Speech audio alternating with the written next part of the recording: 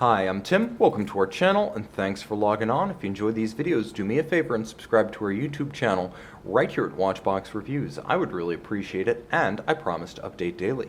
If you like this watch, you can purchase it on our website, thewatchbox.com. Buy, trade, and sell luxury watches on thewatchbox.com. And today we are discussing the 2014 model year 300-piece limited series Bremont Supermarine Terra Nova, a full-featured sports watch with a robust array of resistances. This one's anti-magnetic, 500 meters, water-resistant, and features internal elastomer-style shock absorbers, much like you'd find on a Richard Mille. It's a dual-time, and it's all titanium. Let's talk about the tech, the fit, and the feel. Being all titanium, it is a very light watch. Even with a full bracelet, it's lightweight, it's comfortable, it's hypoallergenic. So if you have even a little bit of a latex or a nickel allergy, you're going to have issues with natural rubber straps and many steel cases. This watch is the answer. It's also feather light for a 43 millimeter watch, and that is the size. It's 43 millimeters in diameter, relatively thick, 16.4 millimeters in profile. You'll also note that this one features a broad stance across the wrist. Two ways to measure it: 50.8 millimeters if you measure just the lug-to-lug. If you include the solid end links of the bracelet, it's a more robust 54.8 millimeters. And if you want to accessorize with a strap, you'll have OEM and aftermarket options in the 22 millimeter sizing. It does have a broad stance longitudinally across the wrist between the lugs.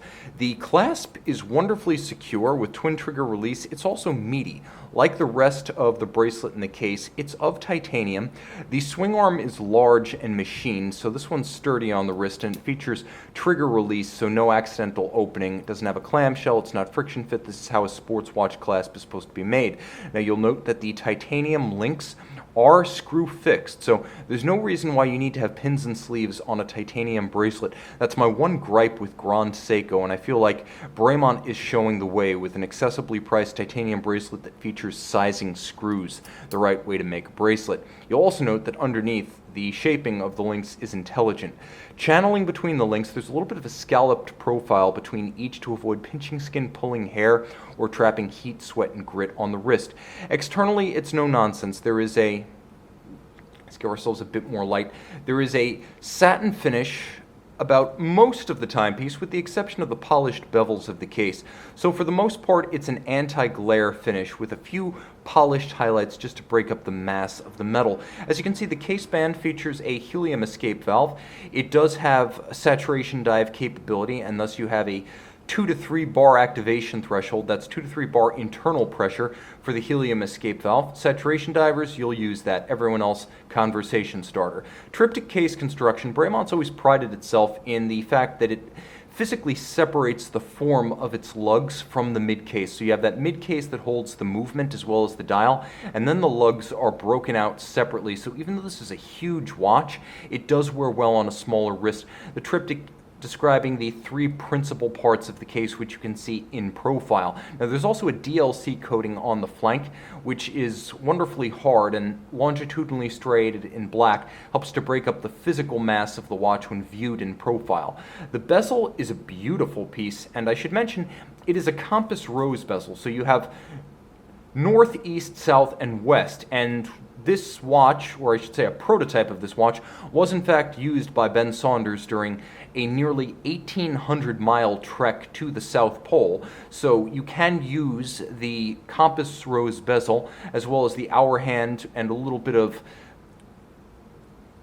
sighting technique to actually aim the hour hand at the sun on the South Pole, and then south will be midway between the head of the bezel and the hour hand itself. So you can actually use that to gauge south or north depending on which side you point at the sun. You should also note that the dial is robustly luminescent, and if you are in the land of either eternal midnight or eternal sun, there is a second time zone represented by the yellow triangular index, and you can set that using the crown, which has a wonderful shear guard and an off-centered location that makes it easy to wear without digging a wrist. Also creates ambidextrous potential, but you have the ability to quick set that hour hand in 1 hour increments, and by turning in the opposite direction, the chronometer grade 28932 inside the watch allows you to quick set the date. So you have both a second time zone and 24-hour format and a quick set for the date. Now, it is a COSC certified Swiss chronometer. You can hack the movement and stop the seconds, and now you can synchronize to a reference time such as an atomic clock there and back. 300 pieces, the Terra Nova Expedition of 2014. You'll also note there's a lot of script on the case back. 500 meters water resistant. Supermarine, that's the dive watch family in Bremont's collection. Anti-shock, you have actual rubber shock absorbers that mount between the case band and the plate of the movement. Automatic winding naturally, COSC certified Swiss chronometer, and anti-magnetic with a soft iron shield inside to protect the movement.